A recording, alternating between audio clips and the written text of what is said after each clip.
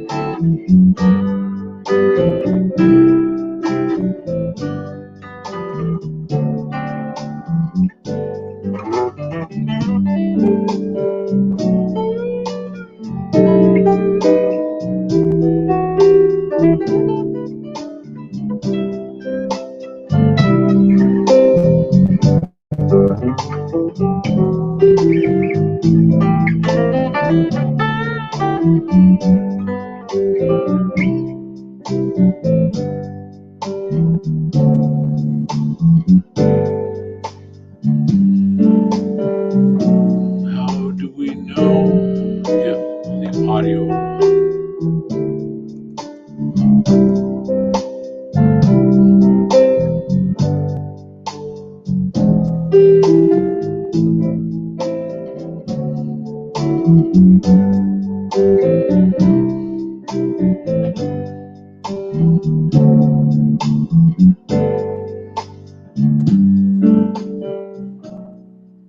Well, good morning. Good Sunday morning to most folks. This is my after the gig show. Think about maybe I'll do this every Sunday morning at 1 a.m. West Coast. I was actually just thinking about the old days when you got done playing a gig on a Friday and a Saturday night. You could go to the pizza parlor. That's where everybody else would be. But you sometimes don't want to always be around a crowd after you've been playing live all night or something.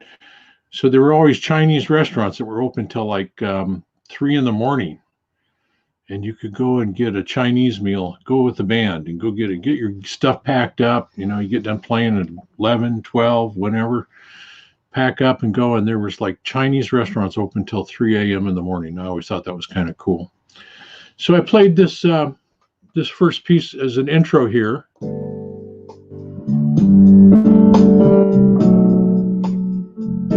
Let it go through one more time.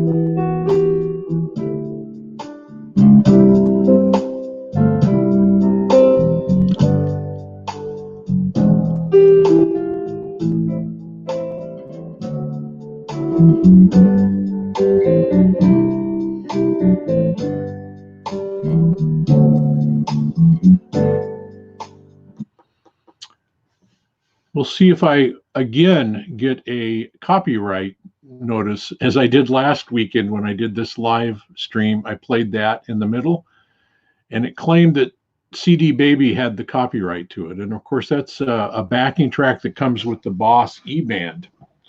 And it is, as I understand it, the property of Boss Roland.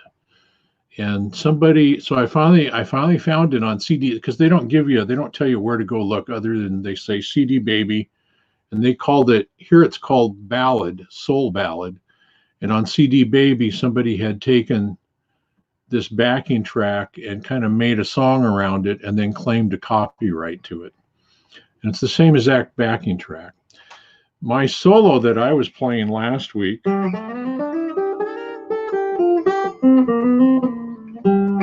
was just a major scale, basically, or a minor pentatonic.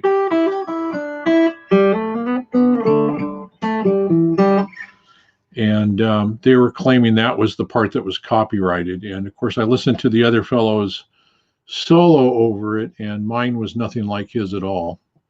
So it'll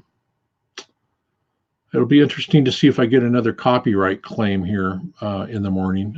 It happened really quick.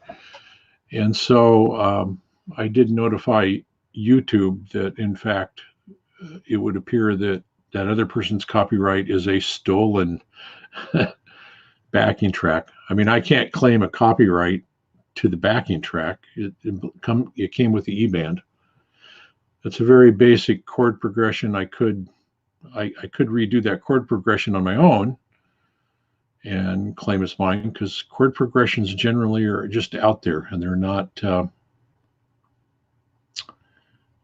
really copyrightable. It's the melody and it's the whole picture together as if it's the same. And mine was not at all like the other person's, although we were both using the same backing track. So I'm playing a Epiphone Swingster. And if somebody comes on the stream, oh, there you can see my light reflecting. If somebody comes on the stream, I will show it again. It's an orange one.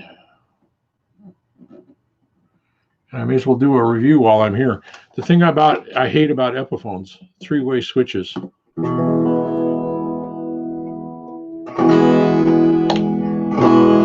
it's working.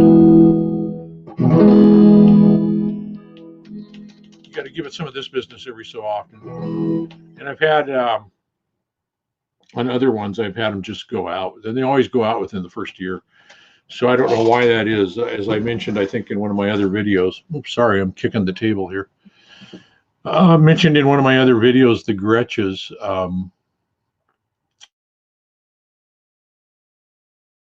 they have forever, the three-way switches, even on the streamliners.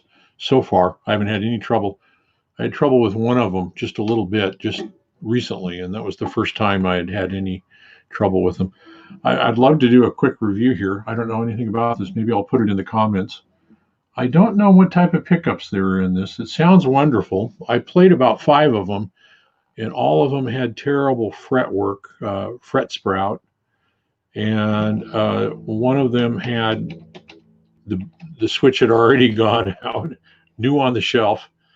And another one had something goofy with the nut, and some of them had the binding was bad. This one I found in Portland, Oregon during the Blues Fest up there. And it was at the old Apple Music that was on, I don't know what street that was. Was that First Street? And Apple Music was a huge, huge store of guitars and amps and just about everything. And just to give you some idea, if you go into a guitar center, Apple Music in Portland was at least twice the size of any guitar center, with guitars hanging all over the place. It was strictly guitars. If you wanted drums, you went to their little store next door. They had a specialty drum store. And if you wanted an acoustic guitar, you went to another little in-between store that was just their acoustic store. So I had looked all over for one in orange because I just love the way they look with this. I don't know what these are called. It's a Bigsby, but I mean, I don't know what type. Let's see, let's do this. That's a Bigsby right there. I've heard some people refer to it as a Chet Atkins because it's on that big long wire. I don't know. It works. It works like any other Bigsby. But anyway, so I asked the guy what the deal. They had it up on a shelf so you couldn't get to it. And I asked the guy what the deal was, and he said, "Oh, there was quite a story. That when they got this guitar, it too had bad fret sprouts and actually a bad bridge. They just replaced the bridge totally. They adjusted the neck. There was something else they had to do. I forget what it was, but they basically had to do it. They crowned. I don't know what they call it, crowning the frets or making sure the frets are all right. They had to do some other fret work as well, and they put it up on a shelf, and they said, we put so much effort into it, we didn't want anybody messing around with it unless they were serious. And so I bought it. I don't remember what I paid. It came with a hard shell case, was I think around $675. Sounds wonderful. It just, I can't, going through the E-band.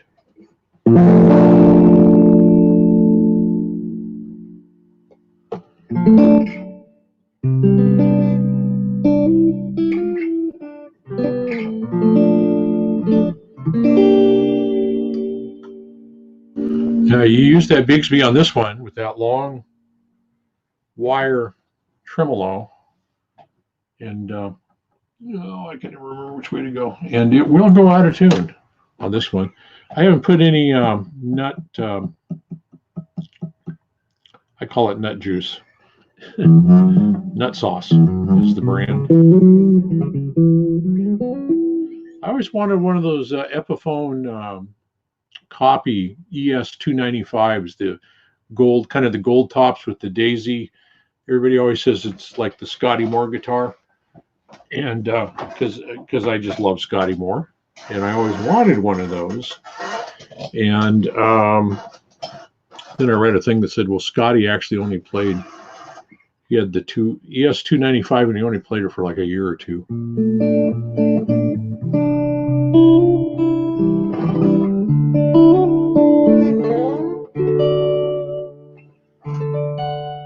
It's another one of those guitars where I haven't really. I'm going to aim it down so we can see a little more. Bless me. It's one of those guitars that I think is just. It sounds great. I'm guessing these are just Epiphone pickups.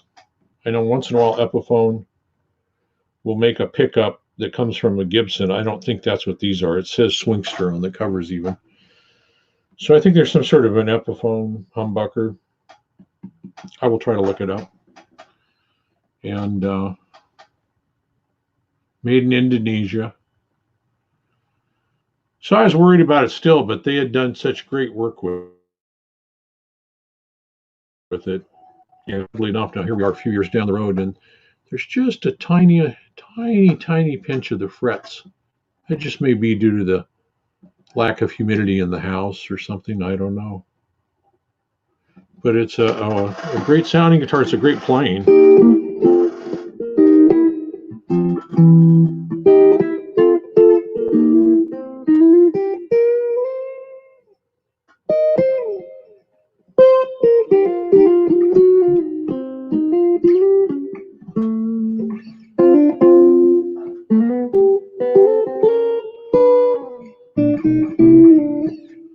Hope Johnny A doesn't have his people watching. So I thought I'd talk a little bit tonight about who my favorite guitar players are, and they're all people half other guitar players haven't heard of. Johnny A is absolutely one of my favorites. I think he's one of the most creative interpreters of music and players of music, arrangers, writers. And he does his own stuff and other people's stuff as well. And he'll do stuff as beautiful and melodic as like, I'm getting a warning saying something in my Norton software has been a nightmare here on my new computer. Oh, there was a don't ask me again. I should have hit that. He'll do something as melodic as Wichita Lineman. Then he'll do his Jimmy Jam, which is his combination of stuff with Jimi Hendrix and Jimmy Page, and it's just it's really, really good. I have scratched this one as well somehow, whacked it just on the headstock. It's really got nice. This one has really good binding. I looked. I also thought about getting an Epiphone Joe Pass. I believe the bodies are identical. I'm not sure though. I think the shape of the size of the body and the bouts. And I just never quite found one. I would find one where the binding was partially separated. There was something wrong with every one. I did talk to people that said they found one that were absolutely perfect, which I think this one kind of qualifies, even though it's not a Joe Pass, as a Swingster, only because Apple Music put all the work into it. But yeah, so Johnny A is one of my favorite players. Of course, Gregory Cockery. I've seen Gregory Cockery at a workshop at a music store next town where I live, Salem Kaiser area, and I saw him on the Fender Road. What's it called? The Fender Road Show, and he had Roscoe Beck playing bass with him. Man, alive! What a demonstration thing for like over an hour and a half, and he talked and he played, and what a treat that was. And then I saw him live at the Blues Fest, and I thought, oh man, he's playing right before Johnny Winter. And I thought, man, I don't know if I'd want to play right before Johnny Winter. That guy's got such a history. And this was not that long before he passed away. And Greg Koch came out and took the stage and had the crowd eating out of his hand in about 15 seconds. And it was like the highlight of the Blues Fest for the whole 4 days. Portland Waterfront Blues Fest. They put on a Blues Fest up there on the 4th of July weekend. And it's a crowded mess anymore. I mean, it's like 50,000 people a day or something. And but it's pretty good entertainment. I don't think it's as good as it used to be. But anyway, so Greg Koch, I actually, Johnny Winter was really good. He was just great. But I actually felt sorry for him because he had to follow Greg Koch. And I was just listening to Johnny Winter, here I'm listening to this historical player, and I'm still on the other stage thinking, wow, Greg Koch was so darn good. He was so great. So anyway.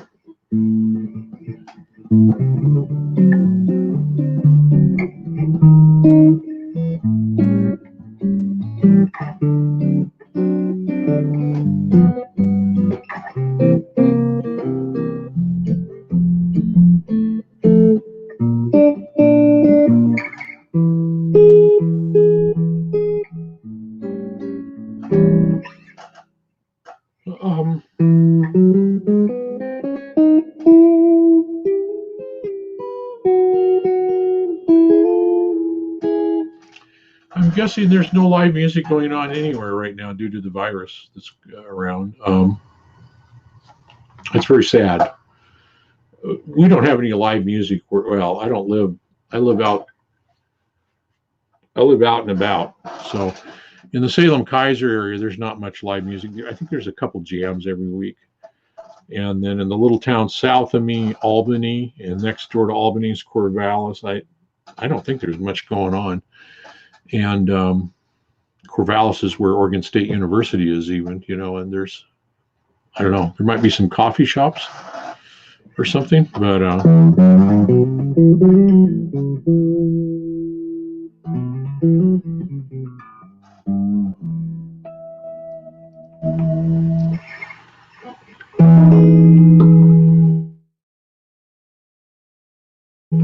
so there's live stuff you can catch up in Portland, and there's some live stuff you can catch in, I think Eugene's still cooking a little bit, but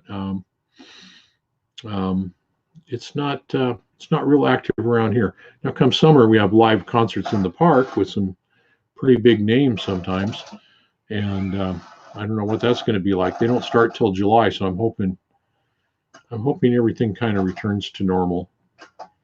And I think if we look at historically, we all want to look at this as a different sort of virus and how different it is. And it is a little different in terms of what appears to be the statistics it has to offer.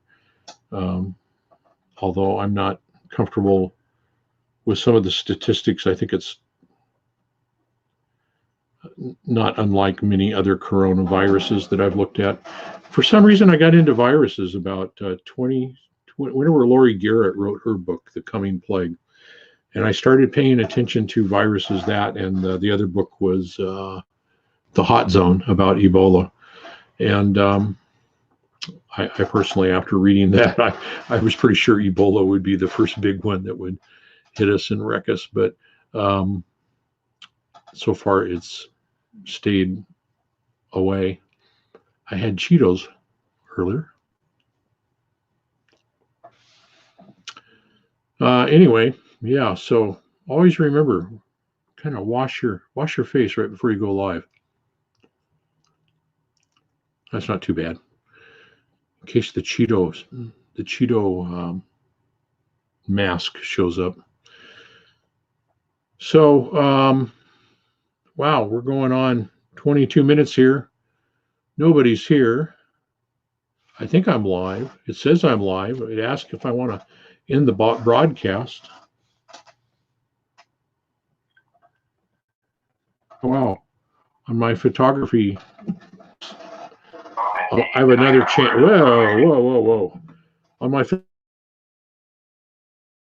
photography, another channel that deals in photography. And there's actually a person I watch quite frequently who's on live. And I'm surprised he's on this late. but it shows that I'm also on live. 19 minutes, okay. So that's good. Hi everyone and welcome to... It just always... I hate my new phone. Let's see if we can play something. Let's see if we can just... some of these scare me, like smooth jazz, you know, that's a scary one. And sometimes you play them and it'll sound kind of cool, and then you play it and you think, oh man, that's terrible.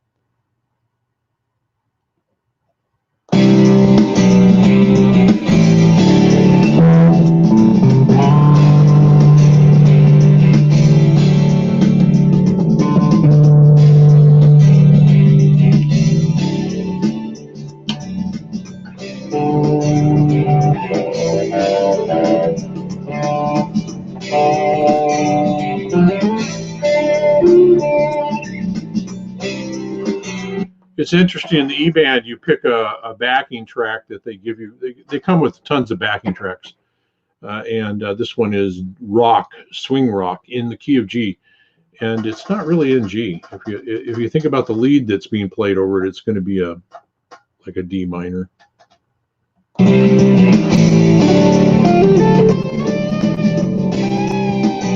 that's all D.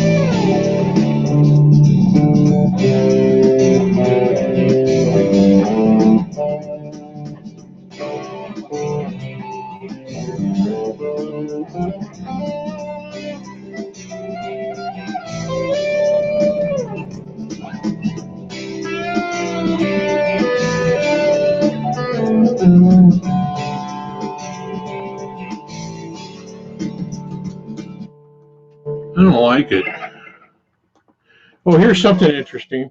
On this Epiphone, it does come with the push-pull knobs. I mean, this is what I don't like about the older Epiphones. Now, they are they really up their game in terms of quality.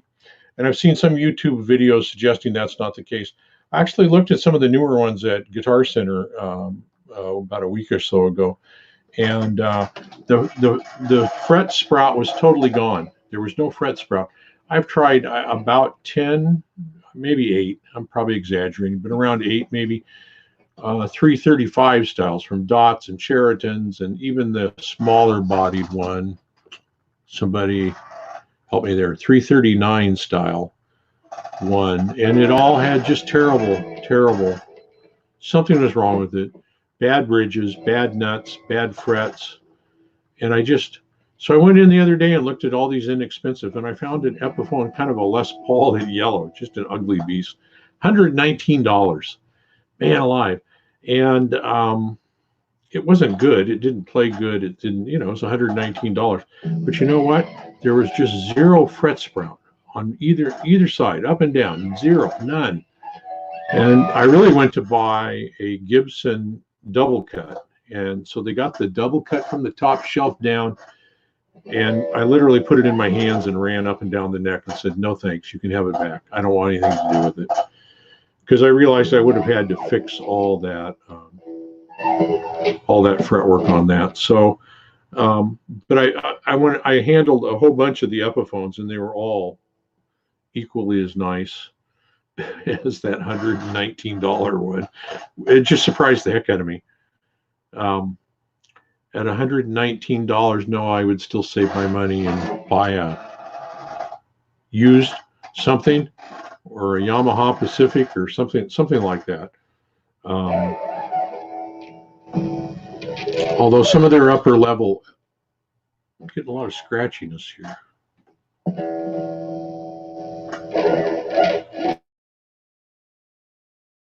I guess it's just the sound of... Sounds like electrical, not getting shocked. Anyway, so the Gibson was terrible, and the Epiphones had better had no fret sprout at all. And I ended up buying, they had one remaining Paul Reed Smith SE made in Korea from last year or the year before. So I bought that. They had it if you spent $1,000, you automatically got a $200 discount.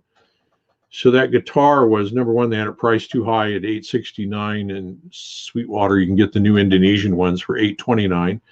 So they price matched, and then I had to come up with an extra $130 in stuff to buy. So I bought a small little, I wanted a better practice amp downstairs, so I bought one of those little Fender Champ 20s and some Chords and stuff. And once I hit $1,000, they took $200 off.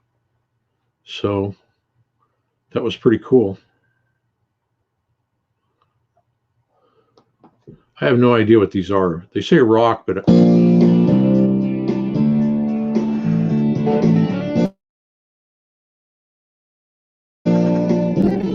you just hear that it's just a backing track.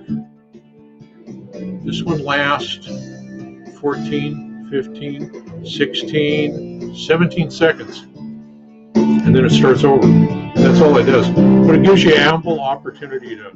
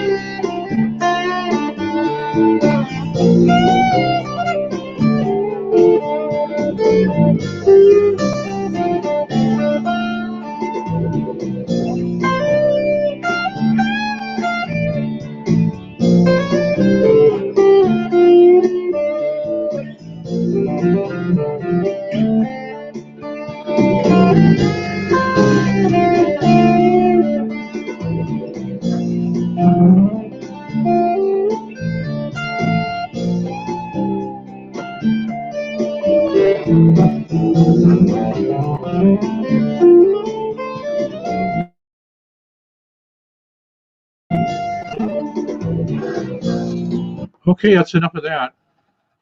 So I play on the cheap. You know, I think I peaked about 2005. And,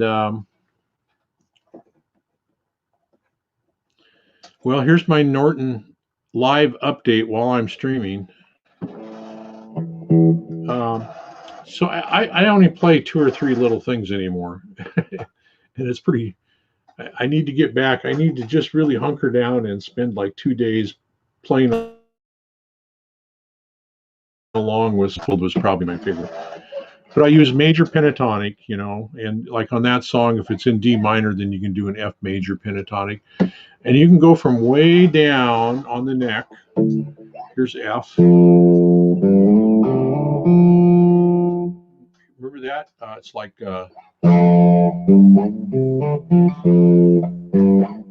My Girl. So that's what a major pentatonic is. It's a major scale without the half step. So then you start it over. Start it over.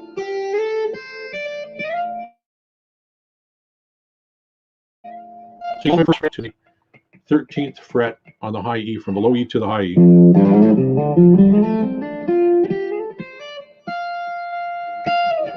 And it makes it look like you're really fast and you know what you're doing, but it's really, really quite simple. And you can do that anywhere, G. Then when you get there, you can do something different. You can either go up to the minor third.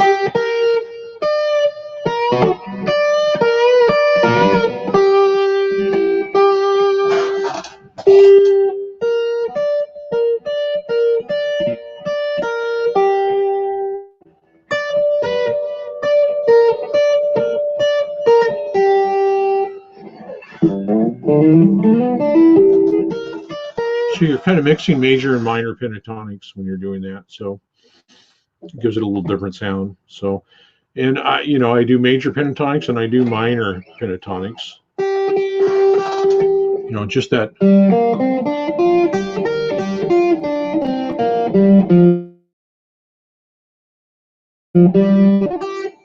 Because I have no speed anymore, I just hang notes, try to get them to sustain.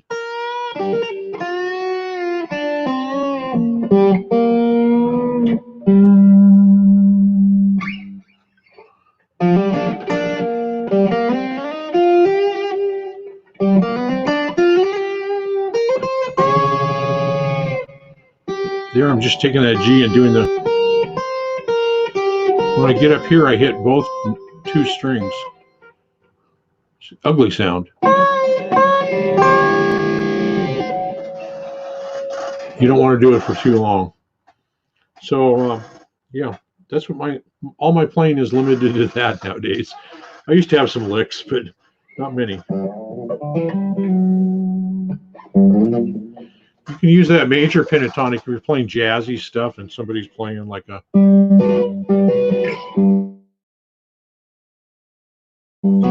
wrong amp, but you can just do a major pentatonic. It's like an arpeggio, but instead of ending on the, like in G and going from G to, instead of going to G, you go to the 7th, the major 7th. 1, 2, 3, 4, 5, 6, 7. So you're going to go major, major.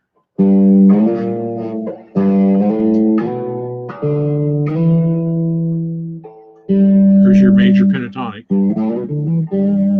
But instead of ending on that high note, you're going to end on that. If somebody's piano player is playing that major 7th chord, you can end on that major 7th and give it more of a jazzy.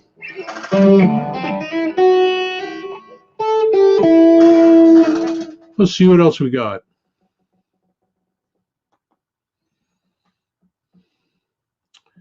There's one I'm going to find in here, and I'll probably get nailed for having a, I don't know, for having a copyright strike. I'll get a copyright strike, but there's one I want to focus on sometime and do a video just on how I learn songs. If the songs aren't too complicated.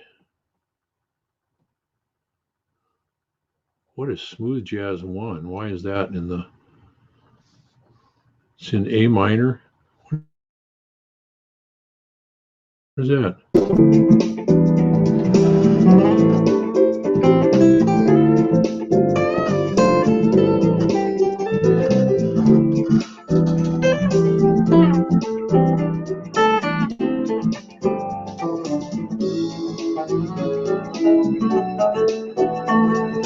Here's how I learn.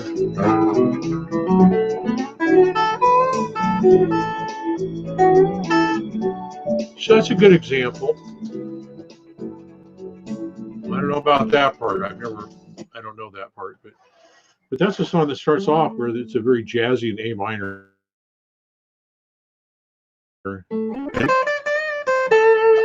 And then it goes to some other chord, which I didn't quite get what it was, but it's really an A major.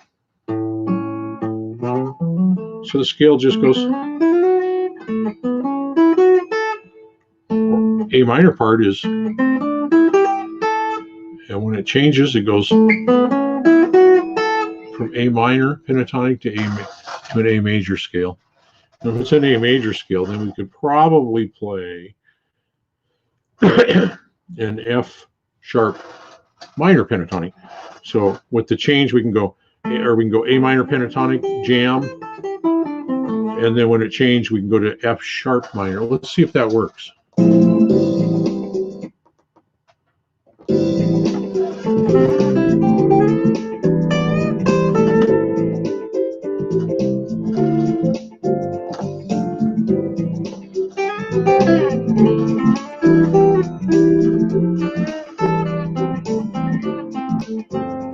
Now here's the...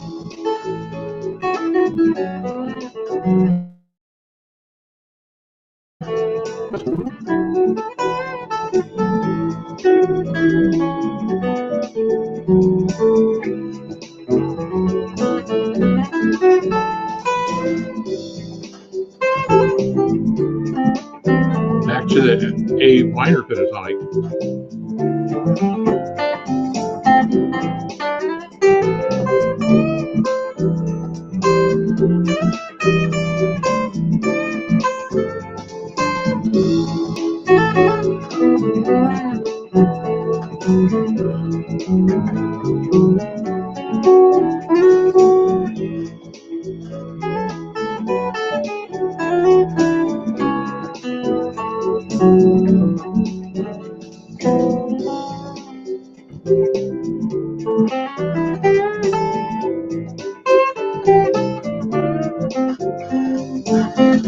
Yeah.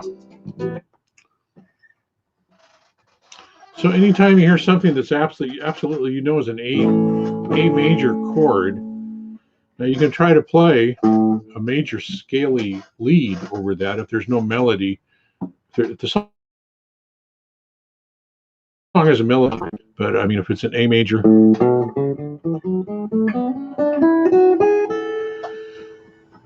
If you're doing that, you can just go down a step and a half. A flat, G, G flat, or a F sharp. And now you can play that as a minor pentatonic.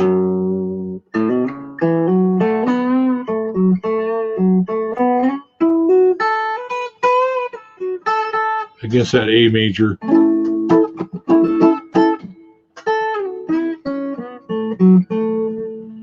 You might want to remember though that it is an A, so and in this case we're playing F sharp minor pentatonic. That A note is the third, the minor third of F sharp minor. That's where we want to focus on.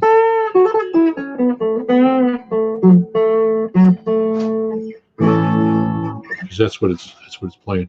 Anyway, let's see what else we got. I'm going 40 minutes. I think I will close it down.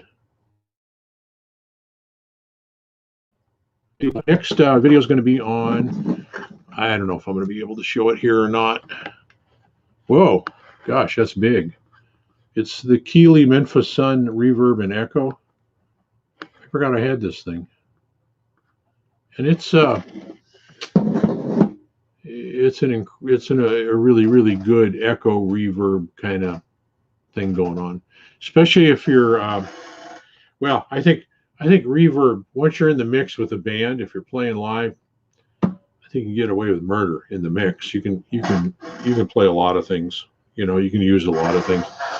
But if you're recording or you're playing real clean and you want to stand out and make that, something like this is a good thing. British Rock 3, what would that be? I think that's probably some Zeppelin. Yeah, not in that mood.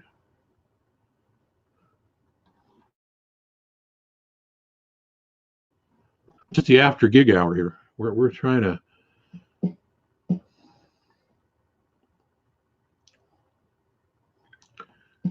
mellow out after the gig because it's 1:41 a.m. and there's no Chinese restaurants open. They used to always be open till like 2 or 3 in the morning.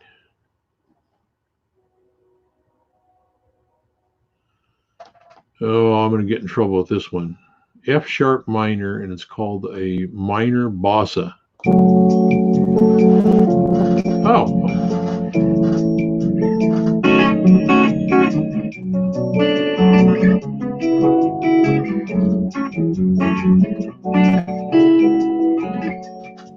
So this is the one I wanted to teach around. And we'll do that right now. How do I learn a song? I'm hoping this is coming through. If it's not, I'll do another video on this. This is just another Boss backing track. The first thing I do is I listen, being an old bass player, I listen to the bass. And when we listen to this guy playing bass on this song, now it's an F sharp minor. I already know the chords, so I'm not going to give that away because I didn't know the chords when I first started. But I listened to the bass, and the bass player's just doing fifths and roots and octaves.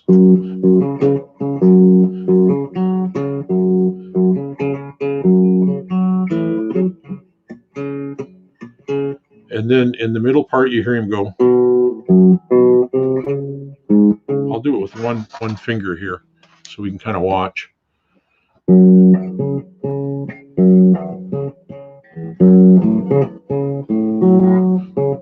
Just hit that. It's harder than you think. And then the middle part is it's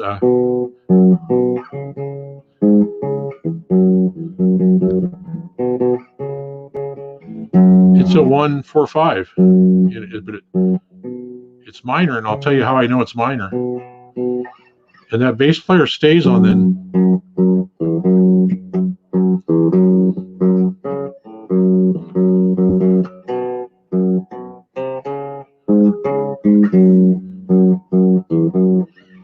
So let's do that again. Listen to the bass player.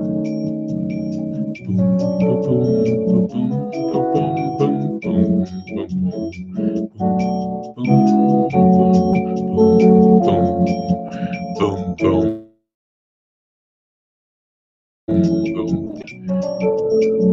There's something else going on besides that annoying clavinetti thing. Hear that piano? You're hearing a breakdown while the bass player is just staying on that F sharp.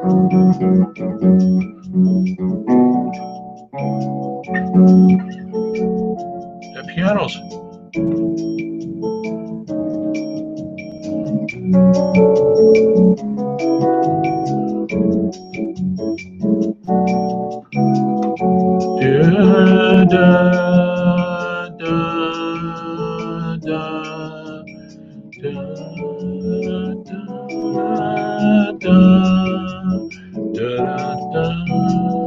okay. When you hear that, Santana used that. A lot. They use that in jazz, going way back to the 50s. So in this case, we're in F sharp, not the most convenient key. But when you hear that, you know it's a minor.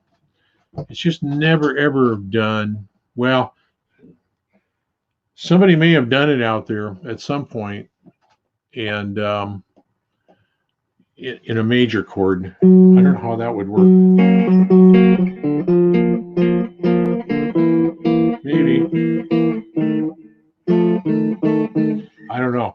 But when you hear that 99.99% of the time, it's going to be, here's an F sharp, here's an E chord, right?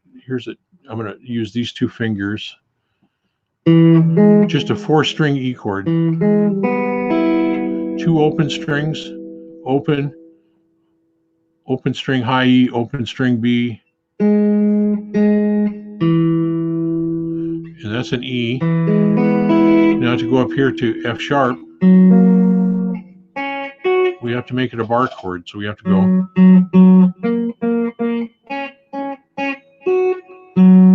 But it's a minor. We know that's a minor because we hear that. We hear that note. Once we hear that, and we know the bass is playing F sharp, so we know it's an F sharp something. But the key is we heard that piano player going.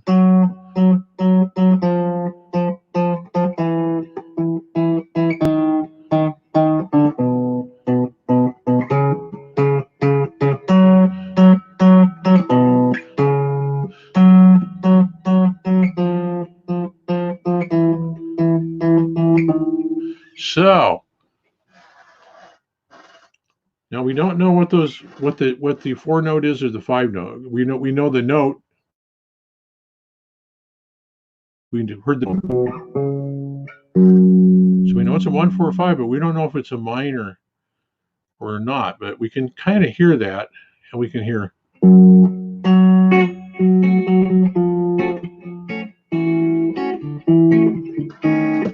All the while, the bass players. It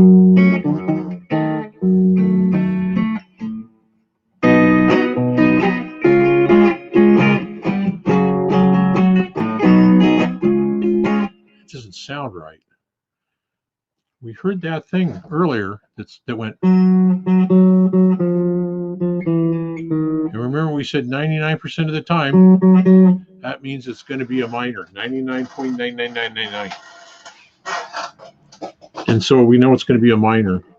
And that 4 chord doesn't work as a major. And the 5 chord doesn't work as a major. It's your only choice, right? It's going to be a major or it's going to be a minor.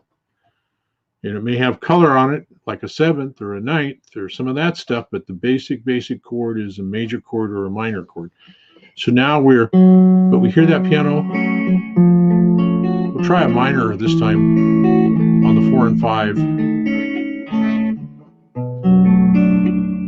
We'll try a minor seventh. That's all I ever use is sevenths mostly.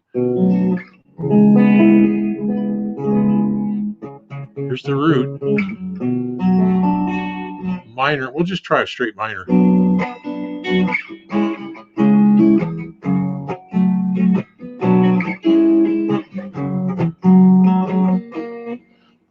we know that piano's going, stepping down. And we know the bass player's staying on that F, so we know that's a minor. Let's play along and see if we can fool them and actually just play right along with them. I'll be off rhythm, I'll tell you that.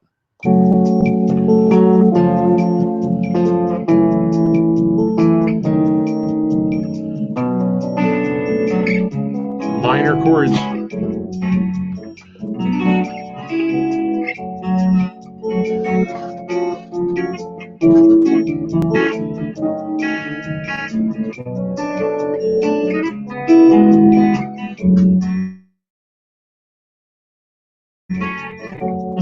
Got it.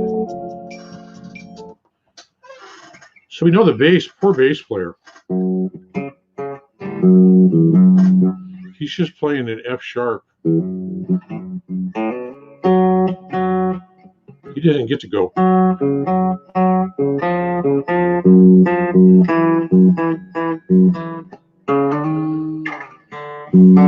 Because it's going to get too complicated. So he's just staying on that F sharp while the piano does.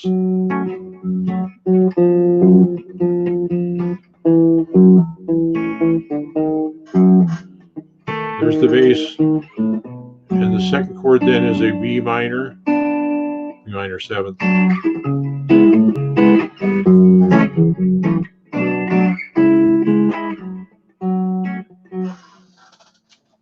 I got to get this camera, I got to get an angle here. So here's an E minor.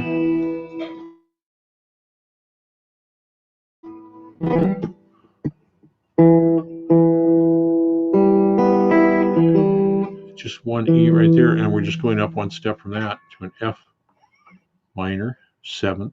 Well, we're working it down. It's actually an F minor, then an F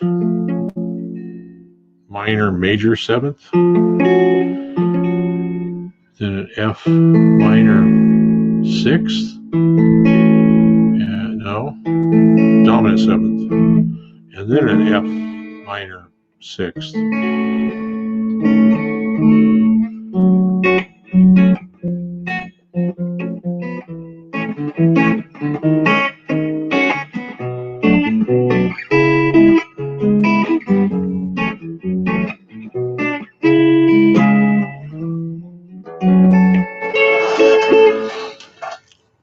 We know with this one we could play as a solo an F minor pentatonic, because that's basically what it is. We could probably, let me think about this.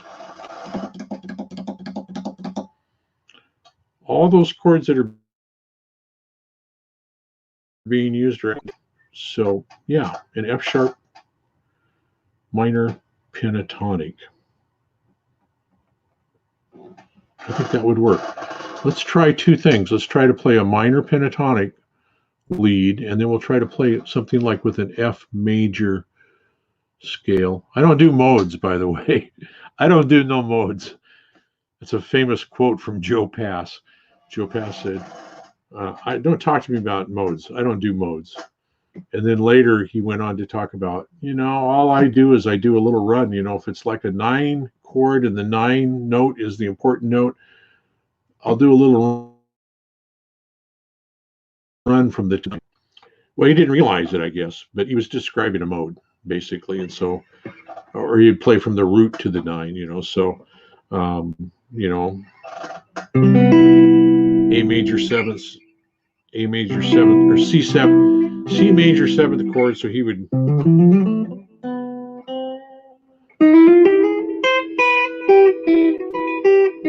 I ain't no Joe Pass. I don't do modes, and I hate no Joe Pass. So anyway, let's get back to this. We know that's starting off with an F major,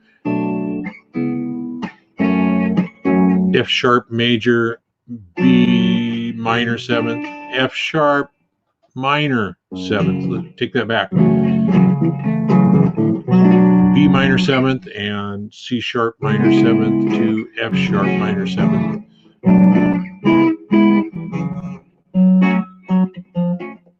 That little rundown that the piano's doing.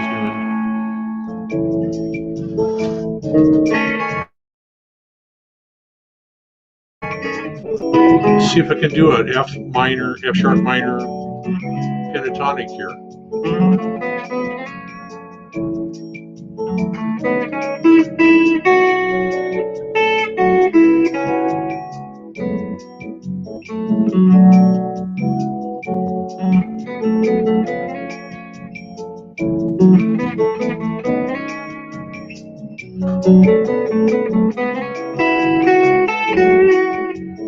Okay, so you know F sharp major, F sharp minor pentatonic works. Now let's see if my theory about it being in A is correct.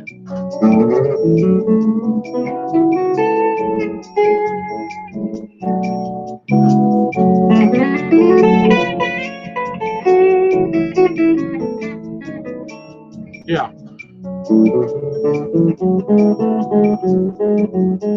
Play notes from an A major scale.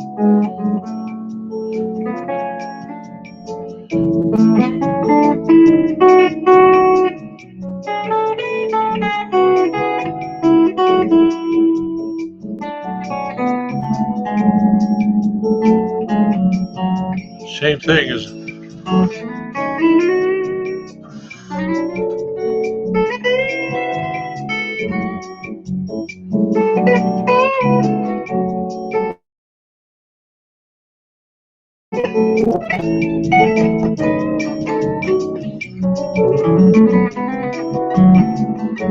I could have bluesy tone because I'm going not straight F minor pentatonic. I'm going.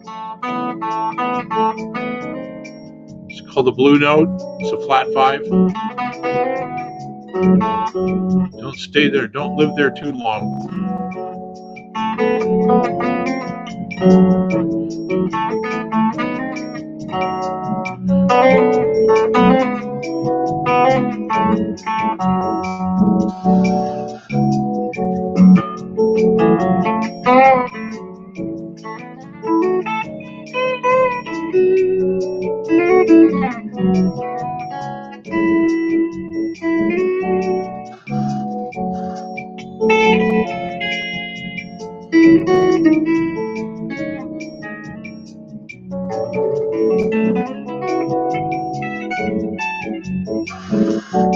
So that's the way I kind of figure songs out.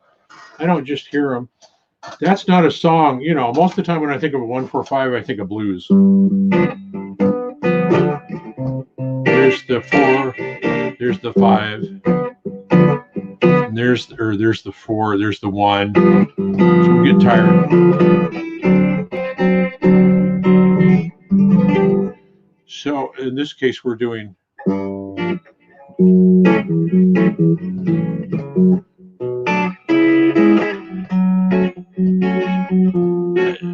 Still kind of a 1. It's kind of playing off the 1. There's the 4, and the 5, and the 1, and 4, and 5, and 1. Poor bass player.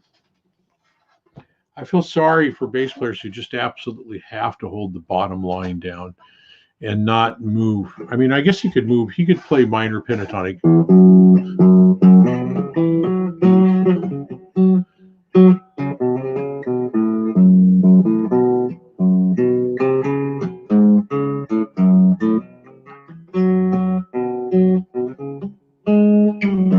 Yeah, he could probably get busier if he wanted to, but if he gets too far away from the root notes, it's going to lose its. It's not going to be grounded, you know. So, anyway, wow, I've been going on for nearly an hour. I haven't had any visitors. I would really like to have some visitors, but I know it's 1 o'clock Sunday morning, West Coast. Yeah, man, it's 5 o'clock in the morning, East Coast. So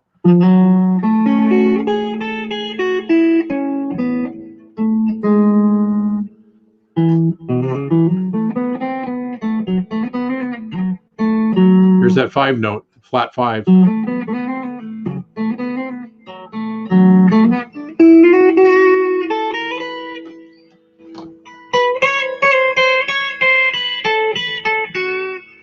Anyway, hey, DR, how are you doing? I was just getting ready to close it down because I haven't had anybody come visit me at all. So how are you doing? What is keeping you up? Or you're either getting up really, you're getting up really early. No, you're in Arizona. What are you doing? Are you going to bed really late or getting up really early?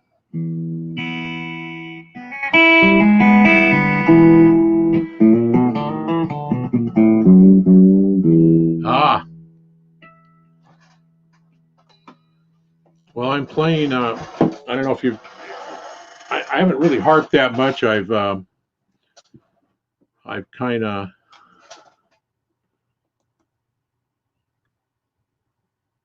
Oh, you're getting ready to cash it in too. Yeah, 2 o'clock here. You're Arizona. I got friends down there, so you're 3 o'clock down there, aren't you?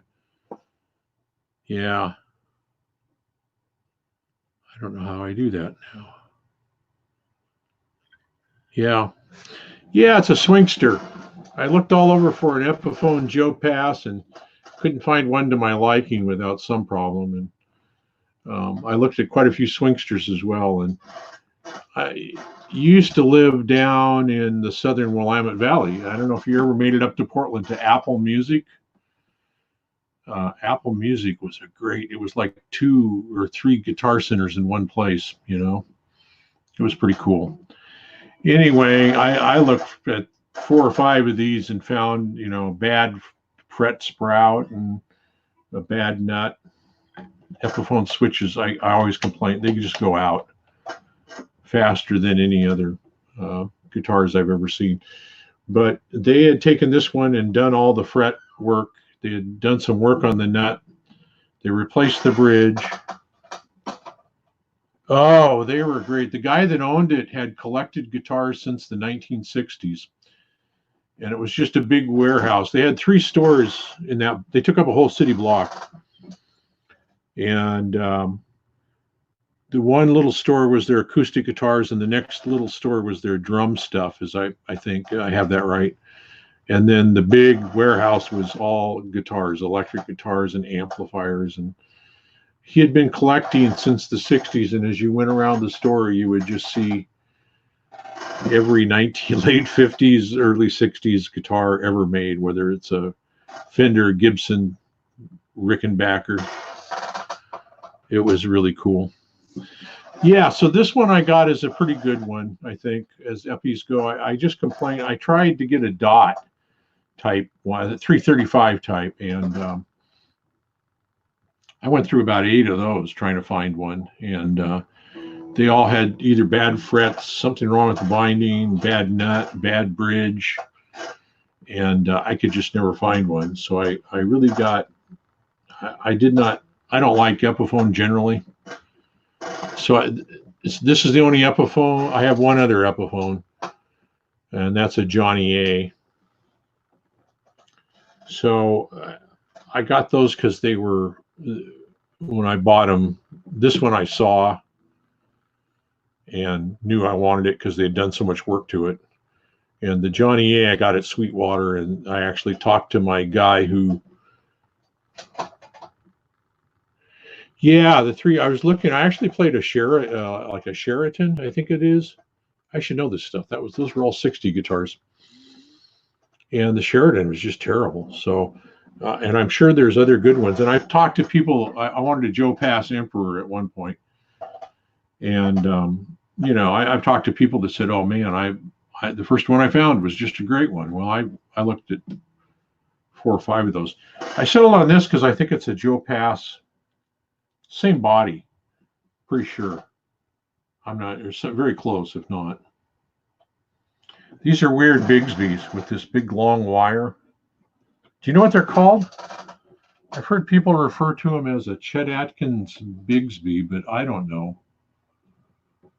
I'm sure there's a number like a B, 90 or something like that, but I don't care what that is, but it's like a Bigsby on a wire.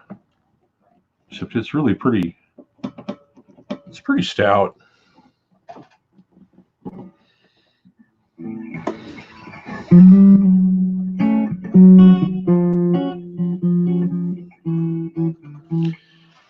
I liked them in the 60s because I couldn't tell a bit of difference between them and the Gibsons at all. I mean, they were just identical. Even their amplifiers were. I've heard in recent years that there were some differences, but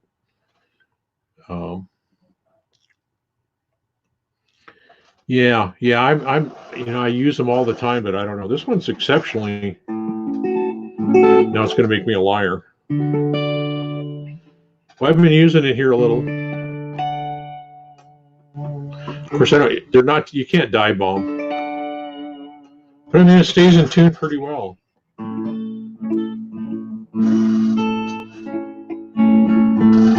Yeah, I think so. Yeah. I knew they had a lesser. I don't know if that was them or not. I think it was them.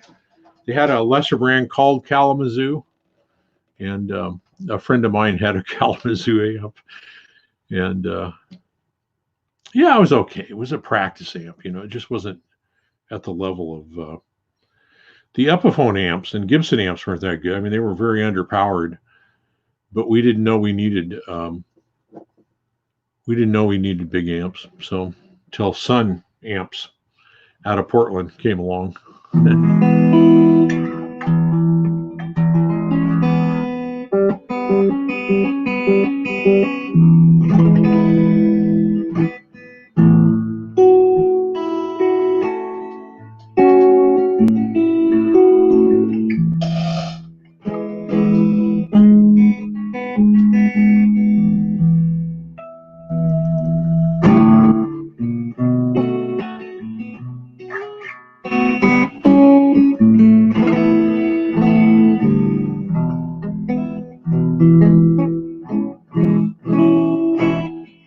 Tired, my hands aren't working. Yeah, the old Sun amps were out of the bass player was Don Sunholm, and it came from the Sunholm family for the group the Kingsmen, who were made famous by the song Louie Louie, and they were out of Portland. And I'm thinking about doing a whole show on that because I was really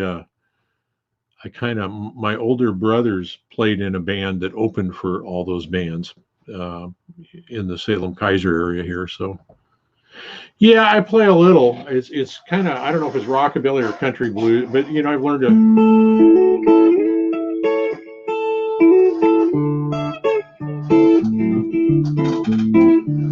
I love it. Yeah, I was talking earlier about my favorite guitar players, and I actually Brian Setzer would be on that list as well. And there's a guy here on YouTube from Vancouver, BC, named Paul Pagat. He doesn't make videos though, really. He just once in a while somebody records him. He's with a band called Cousin Harley, and he's really good. And then I watch a guy named Damien.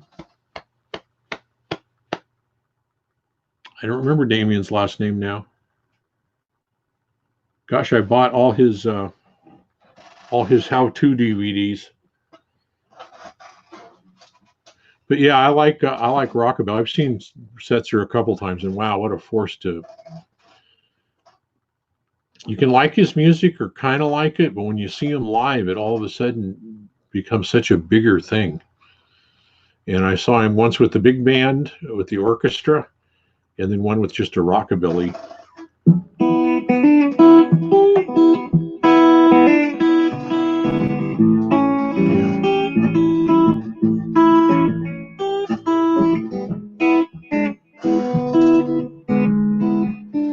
Yeah, that's what I was talking about. I was looking for not only a Joe Pass Emperor, I think they're called, But at one point, I really wanted an ES-295, and I knew a real Gibson wasn't in the books, so I wanted one of those Epiphone, kind of a gold top with the daisy pick guard. And I still, if I came across one of those Epiphones used, I don't know, I'd have to take a close look at it. But yeah, Setzer live is just crazy. He was on the big screen.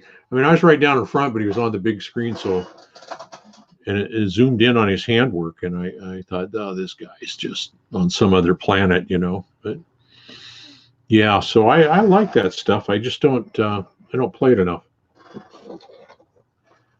Yeah.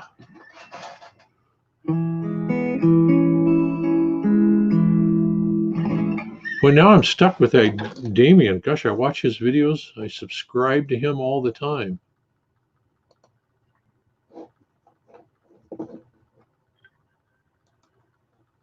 Damien Bocci, B-O-C-C-I or B-A-C-C-I. And now who's, I know Perkins. I'm assuming you're talking about Carl and not Luther.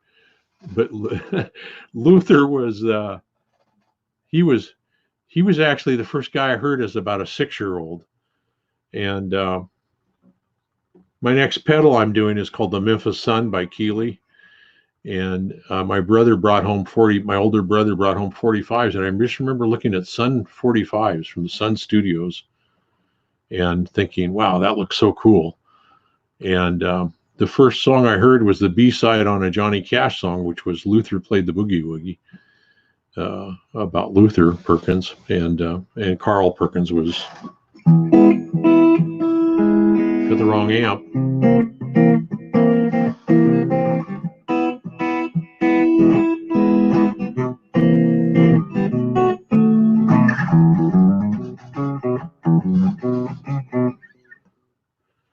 Oh, okay. Now, see, I don't actually know him. He replaced Luther. Oh, okay. I will have to look him up. I'm not familiar with him at all. Yeah. Yeah, I think Luther died. Yeah, he died kind of young and tragically. Like fell asleep with a cigarette in his hand. I mean, it's not funny, but Stefan, how are you?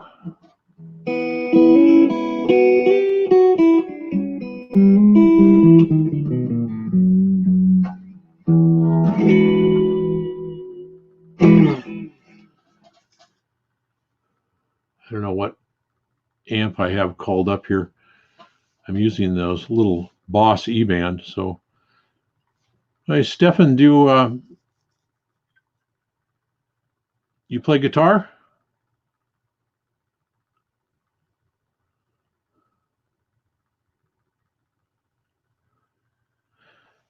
I think we should all do live stream. I think I'll probably start doing one at midnight every night or something. So, oh, the thing I was talking about with you know, the switches on the Epiphones and all other ones I had to go out. This one's trying to. It's just dusty. So you give it some of this motion in it.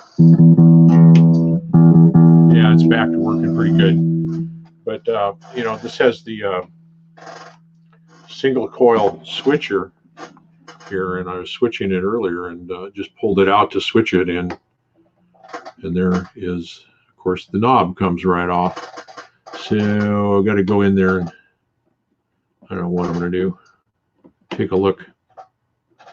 Yeah, it just came right off.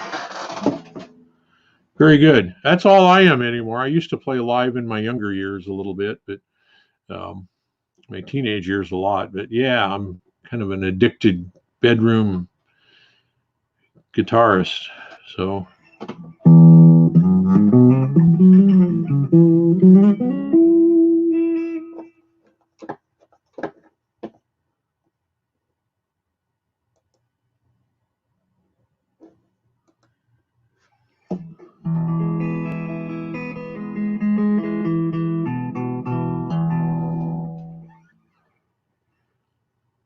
Yeah, I had another one that I switched. I think they just put another, I don't know if they had factory Epiphone switches, but they put something in that was just as cheap. And I had the first one went out, and then another two went out, and they fixed the second one because they said, oh, it shouldn't have gone out. Well, we're good on that, and they fixed it. And then about a year later, they said, yeah, it's just worn out. And I said, I never used it. I tend to play on the treble or the middle.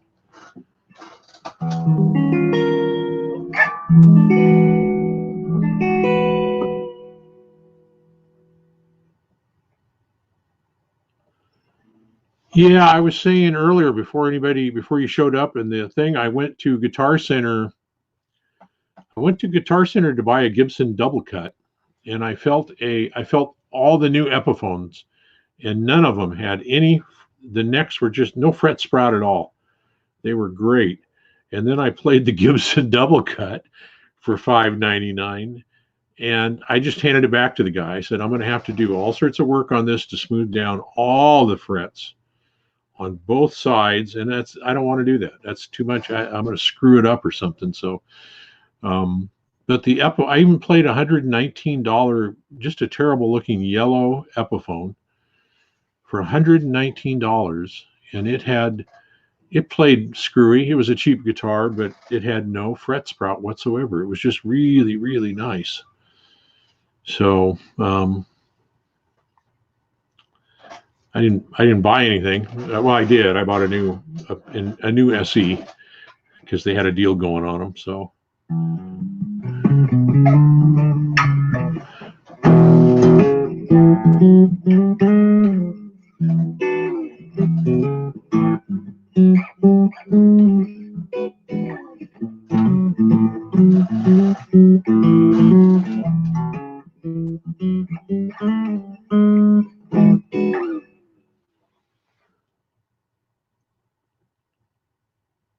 So Epi's making a double cut with two pickups, right? Is that what they're making?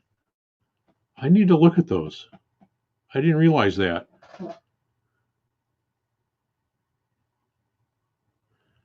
Yeah, yeah.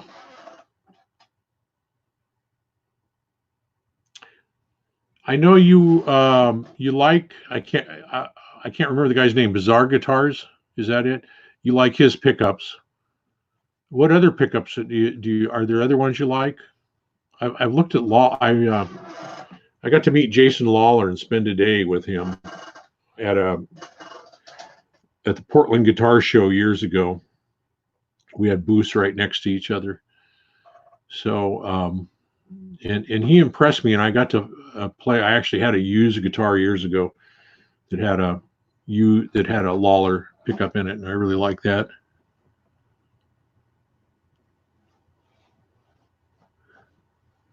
Hack did an A/B with the guitar, with the Epi and the Gibson.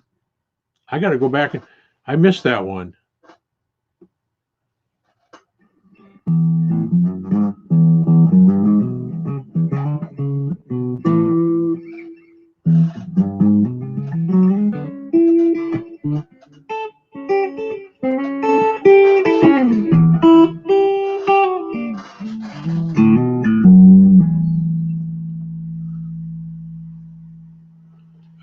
Okay. Yeah, I kind of like P90s. They have a vibe I like, and and as much as they, when you play them overdriven, they're kind of got a different cool sound. But when you play them clean, if you get rid of the noise, if you don't have, I mean, they have a pristine.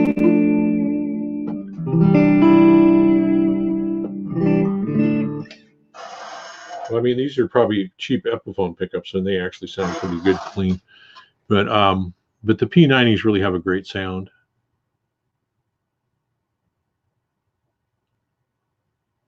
Oh wow, I got to go see that. I got to watch that then. I didn't realize that. I somehow I just missed that. Okay. Hey, we'll talk to you later, Stephen. Feel free to drop by anytime. DR, who's here, also has live streams every week and has a great channel full of stuff. So, feel free to subscribe to him as well.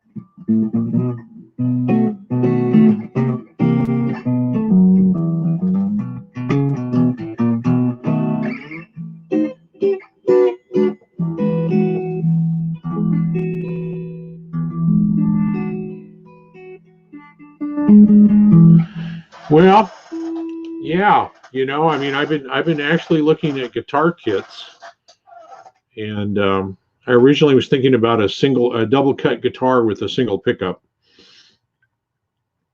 and because I have one of those PRS SE1s with a single P90, like I need another guitar, right? And oh yeah, no problem. Oh, Stefan, wow, he's getting busy, so he must be, maybe he's over in Europe. I didn't think to ask him where he was from. Yeah, he's probably mid-morning, maybe.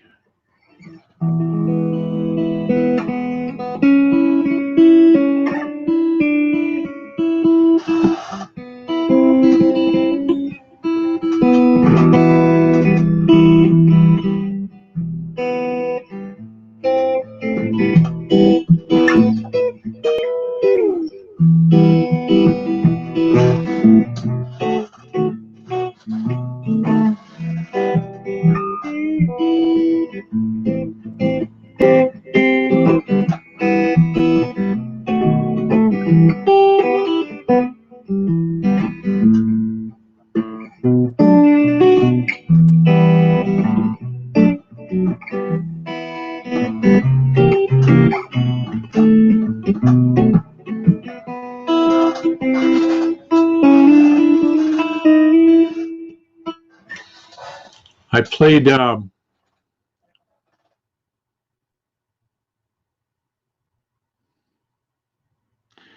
yeah, well, I thought maybe something like the double cut with two pickups. I don't know. Maybe it would be no trim, none of that business.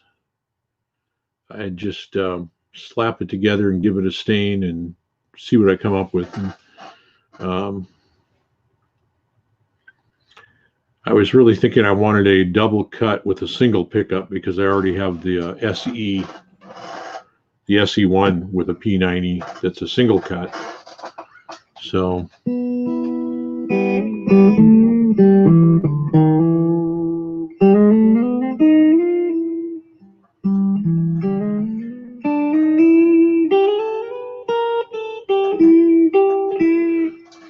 well, I think I'm going to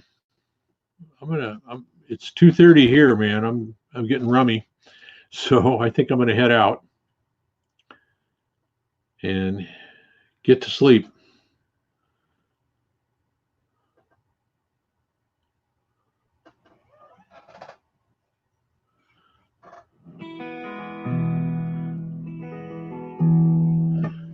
I'm interested. I'll want to listen back to this maybe and see how the music is. So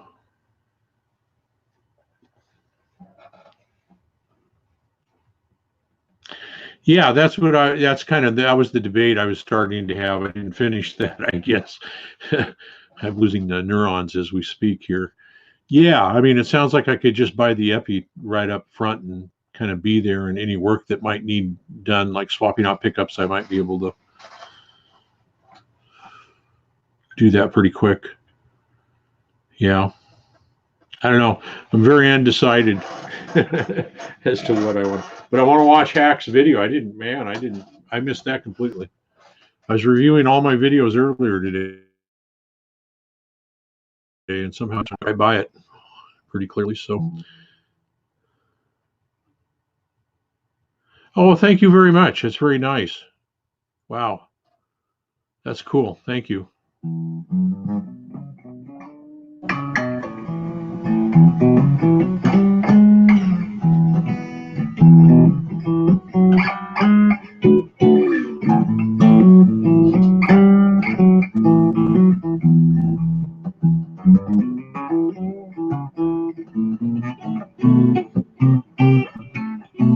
Oh, wow. You do have experience then. Okay. Yeah.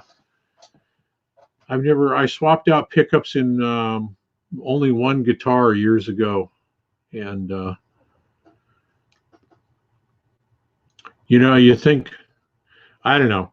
For me, I felt like, okay, this is. I will reach nirvana.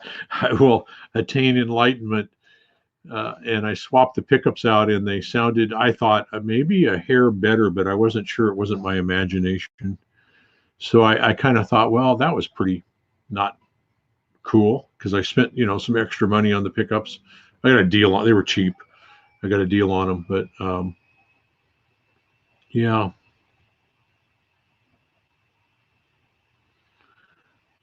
Okay, well, DR, I think your name's Dave. Am I right? I don't want to out you though.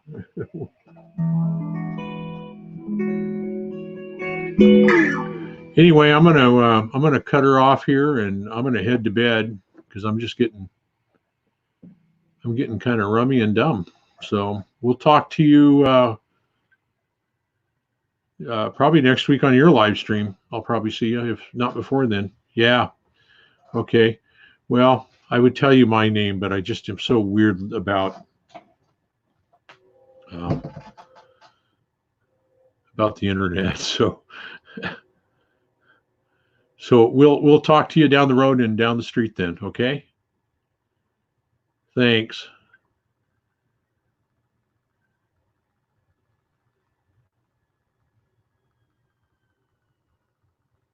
Here, I better play some outro music.